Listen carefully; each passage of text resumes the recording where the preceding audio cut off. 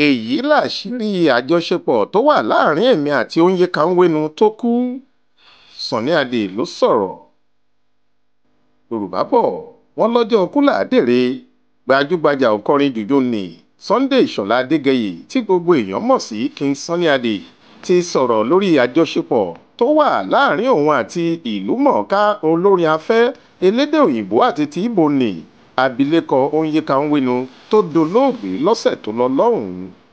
Ṣe tipẹ́tipẹ́ sẹ́yìn lawuyewuye ti wà lórí àjọṣe àwọn èèkàn olórin méjèèjì yìí, pàápàá lásìkò kan lọ́dún 1989 nígbà táwọn méjèèjì jọ kọrin nínú àwo orin kan tí wọ́n pe àkọlé rẹ̀ ní Wait for me tó túmọ̀ sí dúró dè mí lédè Yorùbá. Orin ìfẹ́ lórin ọ̀hún, àwọn ọ̀rọ̀ ìfẹ́ àti ijó jẹ̀lẹ́ńkẹ́ táwọn olólùfẹ́ nífẹ̀ẹ́ sí èyí táwọn méjèèjì jó nínú àwo náà mú kí ọ̀pọ̀ bẹ̀rẹ̀ sí gbé ipò yí ẹnu pé àfàìmọ̀ ni Sunny Adé àti Onwenu kò ti máa ṣe wọléwọ̀de lọ́kọláya.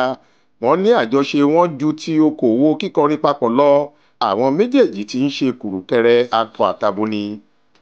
Àmọ́ nígbà náà lọ́hùn-ún, Sunny Adé kò fèsì kan, bẹ́ẹ̀ ni Onyekanwenu kò gbìn lórí awuyewuye náà títí tí iná ọ̀rọ̀ ọ̀hún fi rọlẹ̀.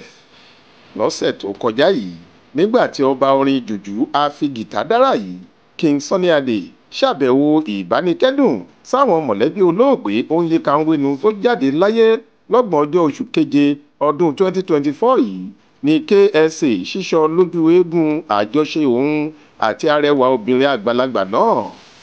Sunny Adé ní ìdí tóun kò ṣe lè sọ pàtó bóyá àwọn ń fẹ́ra nígbà náà lọ́hùn-ún ni pé lóòótọ́ lòun tẹnu ìfẹ́ kọ Onyeka o, àmọ́ kò fún òun lésì kan sàn án, kò sọ fóun pé òun gbà, bẹ́ẹ̀ ni kò sọ póun ò gbà.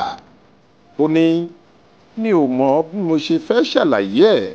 Ṣé ẹ mọ̀ téèyàn bá gbọ́ nípa ikú ẹni tó nífẹ̀ẹ́ gidi tó jẹ́ pé ọ̀rọ̀ ẹni náà kan ìgbésí ayé àti iṣẹ́ èèyàn, ó máa ń rí bákan.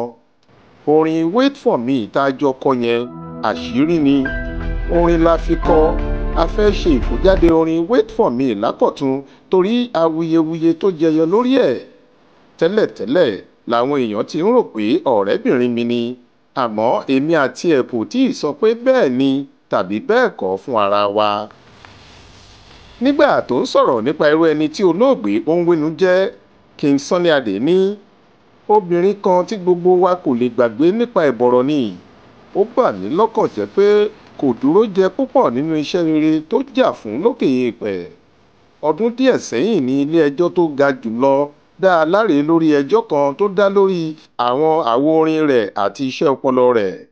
Ó dùn wá pé a ti pàdánù obìnrin náà báyìí, àmọ́ àwọn nǹkan àrítọ́kasí tó fi sílẹ̀ yóò máa wà nínú ọkàn àyà wa títí.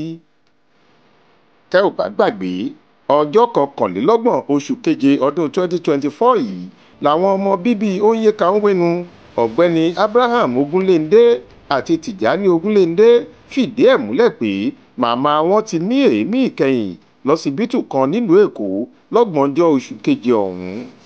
Wọ́n ní àárẹ̀ ráńpẹ́ kan ni wọ́n torí ẹ̀ gbé lọ sọ́sibítù náà, àmọ́ àìsàn ló ṣe é wò, kò sẹ́ni tó rí tọlọ́jọ́ ṣe. Bí ìta fàájì ṣe gbọ́, inú oṣù kẹjọ yìí ní ìrètí wà pé wọn yóò sìnkú èèkàn olórin náà, bó tilẹ̀ jẹ́ pé wọn kò tíì kéde ọjọ́ àti àkókò tó máa jẹ́.